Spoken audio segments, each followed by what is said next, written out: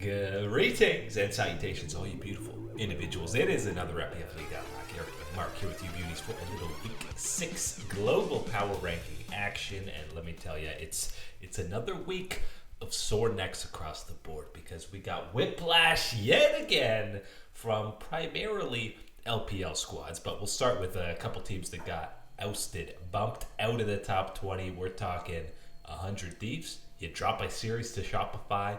You were already on the bubble. See you later. And the longest losing streak now in the LCK, D plus Kia. Since the DN Freaks got a win 6 in a row, loss for D plus means we wave goodbye to the boys.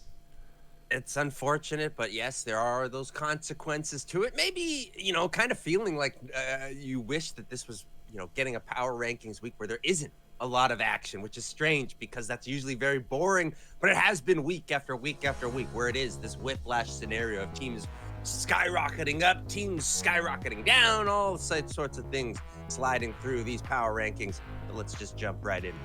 The squad holding on this week by the fingernails is Team Liquid. They kind of got smashed 2-0, but at the very least it was against a top tier team. It wasn't the Shopify Rebellion, but unless UG subs in for next week, I'm hard pressed to see this squad holding on to top 20.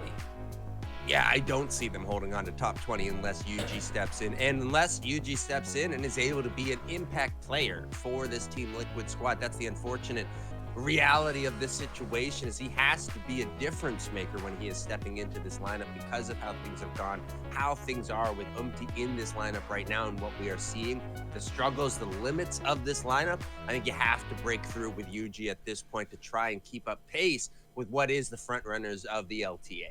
Which is obviously a ludicrous amount of pressure to put on a rookie making. Yeah, I'm very, very aware of that, but it's a tough pickle you're putting in this one. And that's the state they're in. They need someone outside of Yon to be stepping up. You see GAM, which is one of 2 LCP squads being on this list. They have a head-to-head win against Team Secret, which is the other kind of top contender aside from the Flying Oyster, and that's who GAM's only loss so far has been to. So giving them a little bit of a shout-out.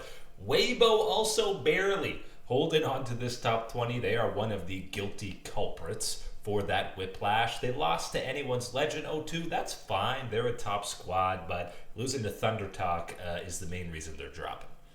Yeah, and it has been a little bit since they made the change to the roster and obviously had that spark, had that rejuvenation within the LPL. Now we've run into a rut. We are slipping into the sludge mountain territory for Weibo Gaming, really picking up the losses. Yes, this was also one of those situations where you looked at them and you have quite a blitz of a schedule, but you're not the only ones in the LPL that is obviously under that type of schedule constraint. A pair of LCK squads ahead of them. We alluded to one of the losing factors for D plus was KT Rolster slowly starting to climb. They got a calm casual 2-0 against D plus, but I mean, let's be honest, everybody's 2-0 in D plus. 3 straight series they've yet to pick up a game.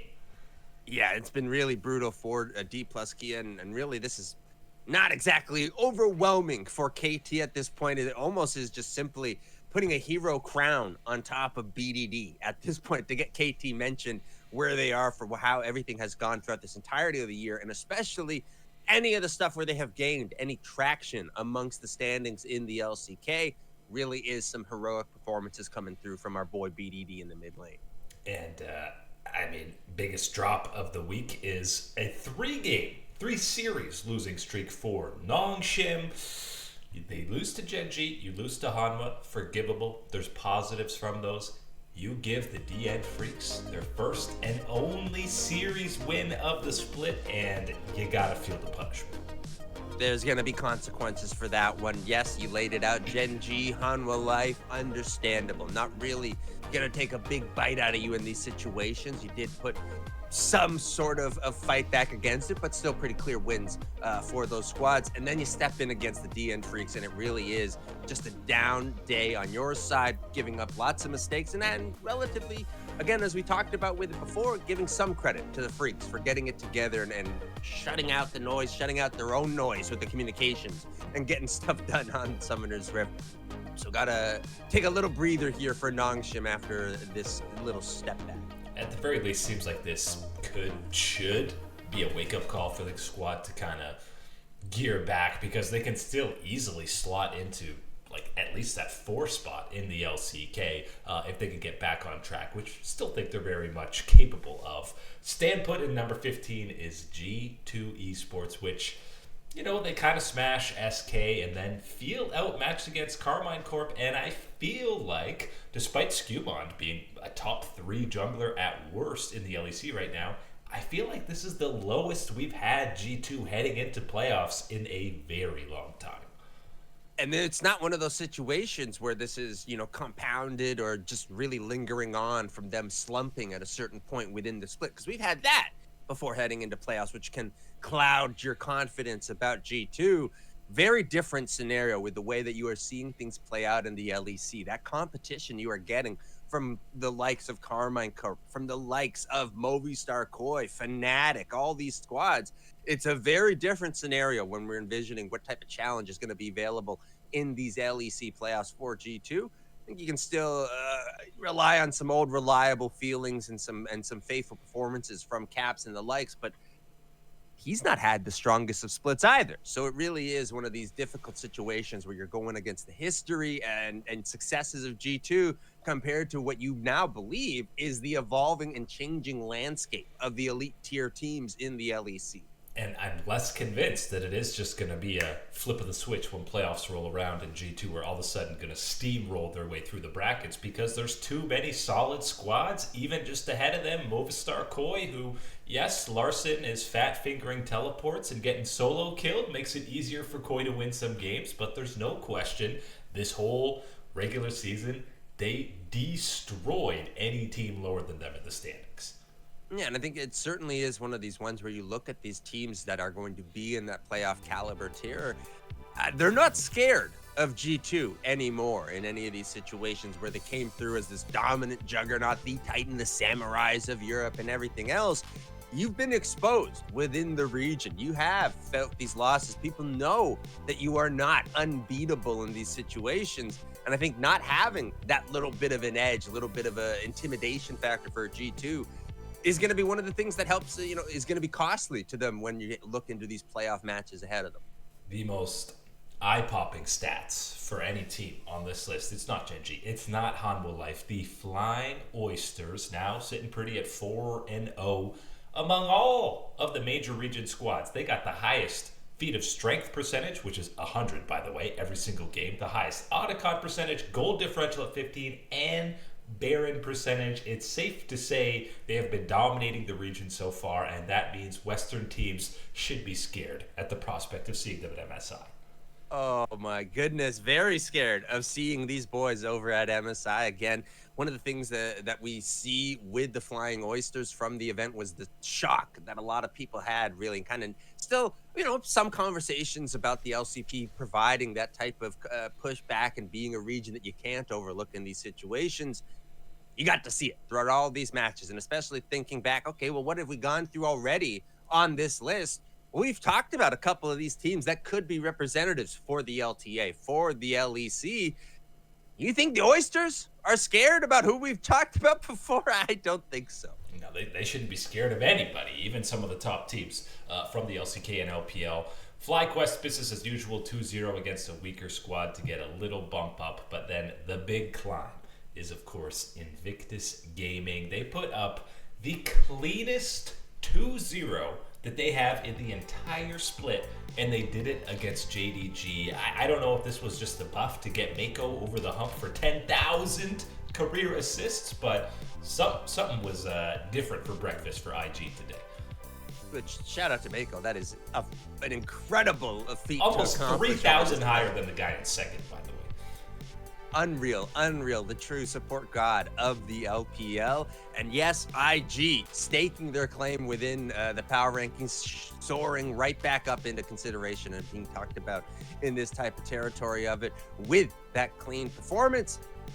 they are going to need to build upon this clean performance. They need to put multiple of these clean performances, these dominant shows of force throughout the rest of this LPL schedule in order to maintain this type of position, because I'm still hovering over the fraud stamp. I'm ready to stamp it on this IG team. I don't want to, but I'm ready to. But at least this performance eases a little bit on that stamp.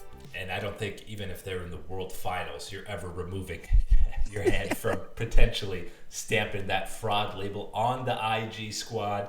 Team they just clean 2-0'd, JDG, obviously climbing down a little bit onto that 10 spot.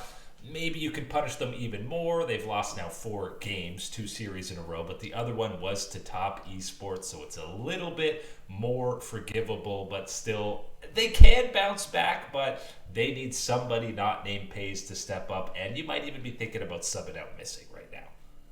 I don't know what you are going to do otherwise. What is the replacement option type of thing for JDG? But yes, you do need to consider that it has gotten to that point where it is so costly to have him starting for the team in these type of situations, which is crazy to say, given how high up he had been just a year and a half, 2 years ago type of situation. But when you are looking at this JDG team and the slide that they have been on, you're right. Someone other than Pays needs to step up, because he has certainly done his share and more than his share in a lot of these games. In any of these moments, he truly is that engine that is the only one driving and pushing forward JDG, not getting any help from the rest of the squad. And we know the names on this squad. They have to be able to help out a player like Pays. Much like FlyQuest, even though Cloud9 had the actual head-to-head against Team Liquid, another contending team, completely dismantled. They're 12-2 overall. Blaver is yet another MVP level front runner, and Sven seems to be thriving as not the guy, but that secondary carry on this Cloud9 roster with their star solo lanes and a spot ahead about them closing the gap. How about the final week of the regular season? Fnatic doesn't even have a game on the schedule. That is so brutal. I can understand a scenario, maybe someone a little bit further away or unexpected type of thing. Yeah, just shuffle them off in the last week type of. Come on, anybody with any type of clue who's seen at least 2 minutes of the LEC over the last half decade would know you can't be having this one for Fnatic. It's going to be interesting whether this type of break, this type of gap in these type of, really focused in games and situations is going to be costly heading towards a playoff scenario for Fnatic. I don't know how they feel either pro or con in these type of situations, but for me, I'd like to be right back out there. I'd like to still get those type of stage games and see Fnatic perform. Unfortunate in that schedule. And them being off just makes way with 2 series on the schedule for Carmine Corp in front of the blue wall. They dismantled their first matchup, and then obviously the impressive win against G2. Kalist and Vladdy both have incredible weekends, and I'm going to say it, this is the only team in Europe where I am confident that you can play through any lane as the win con. Fnatic, I still have question marks about Oscar Rinnan. Hans Sama on G2, I feel like doesn't have the same carry potential as an Upset or a Kalist. Any lane on KC, I feel good about matching up, even internationally. What a ride it has been for Carmine Corp, from being the very bottom of the LEC and what was supposed to be a very historic breakthrough year into the tier of competition. And here we are celebrating this spot in the power rankings, fresh off of that road weekend road show in front of all the Blue Wall fans and everything else. And it was one hell of a show put on by the LEC. Yes, you're right about having that type of confidence in all aspects of this Carmine Corp team. You've seen it through all of them, but again, I'm telling you, I can have confidence in all of them. Got the most in Kalist down in that bottom lane. Holy moly, he has delivered and then some for this Carmine Corp team, talking about his potential, this prospect, everything else, and he really has stepped up and delivered at that ultra prospect level for the team. I've already moved on from this guy being a rookie. Like we're past that stage. He already feels like a veteran with the confidence and how the team, self-confidence and the confidence the team has in him. We've seen time and time again this split. Don't look now, but there's a familiar and terrifying face peering in the VIP room window, and that is T1. The 4-4, barely 500 drama seems miles and light years away now. Not only have they won 4 series in a row, but every single one of them has been a convincing 2-0. And you are starting to see the signs that you don't want to see if you are a Gen G or Hanwha Life fan, because yes, this is T1 rising from the dead, from the beyond the playoff tier of the LCK back into this type of conversation. And a large part of that has obviously been stability. No questions, no comments about is it Smash, is it Guma? We know it's Guma at this point, and we're rolling on through it, and this team is building around that. You're seeing Faker being a stable option in the mid lane, being able to regain his own form and then some for the team, and the continuing strength of Owner in the jungle and what he has been able to do and help out. I think you're looking at Doran as well in this last couple stretch, really turning it on for T1. This is a T1 that is going to need to be in consideration no matter the early slumping in this split. If you are a Gen G or a Hanwha Life, you're looking over your shoulder.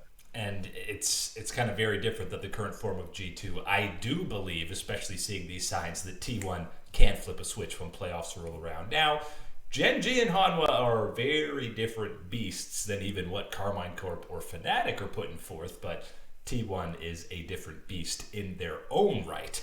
When we do get into that VIP, the first team sweating, seeing T1 hanging out the door. Faker doesn't need ID. He's always on the guest list, but it's anyone's legend who are sitting there. They've lost some head-to-heads against some of the top-tier teams, but they're just barely holding on to that top 5.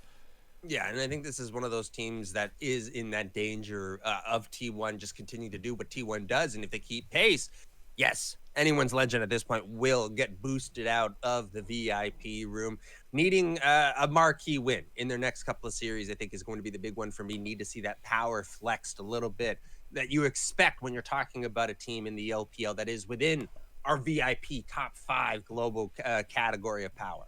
And the problem for AL is their next 2 matches are NIP and WE. So short of dominant 2-0s against them, if T1 continues on this warpath, they're in trouble.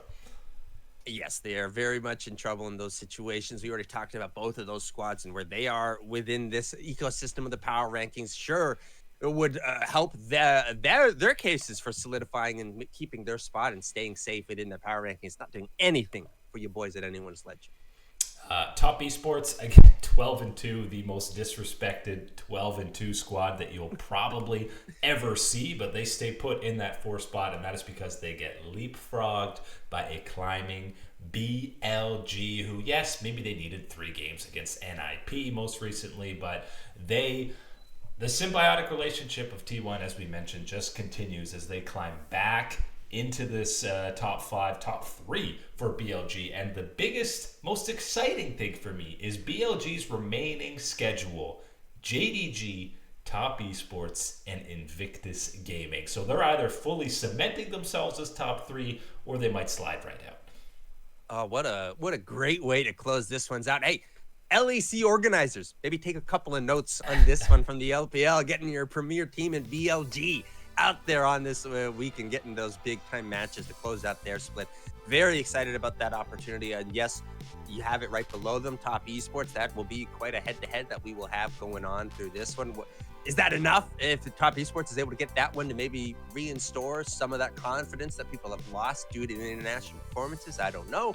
But at least for BLG, it certainly would be a bump up for them to take down what has been the other clear-cut elite squad from the LPL this split within the domestic region. So that is going to be important for me to keep an eye on with this one. And yes, just like T1, the fortunes rise up for this T1 team. Everything is going great. And yes, it is the mid lane. It is Knight being Knight and delivering performances like he can, just like we're talking about Faker being Faker and living up to that name. You're seeing it here, and the BLG fans are eating up the fruits of rewards right now. And forget Bins Jax. It's now Bins Yorick that we're living in, the ultimate side lane threat that we saw pop off today. He's really taking a twist into some dark technology to bring out the Yorick for that one. But yeah, it's working, and it is absolutely being a terror out there, and he's utilizing it in that split push fashion to really rack your brain over, man, I gotta stop this guy, but there's all this stuff over there. Hey, man, that's just the problem that BLG wants you to have to sit and eat. At a combined 23-1, to the surprise of absolutely nobody, Gen.G and Hanwha still hanging out in those top two. And I got a hand-picked stat for both of these squads to demonstrate how dominant they've been and what their strengths are. For Hanwha Life, how about both Zeus and Zeka having the two highest solo kills in not just the LCK, but in all of the 5 major regions in the spring split? Do they have strong solo laners? I can't tell.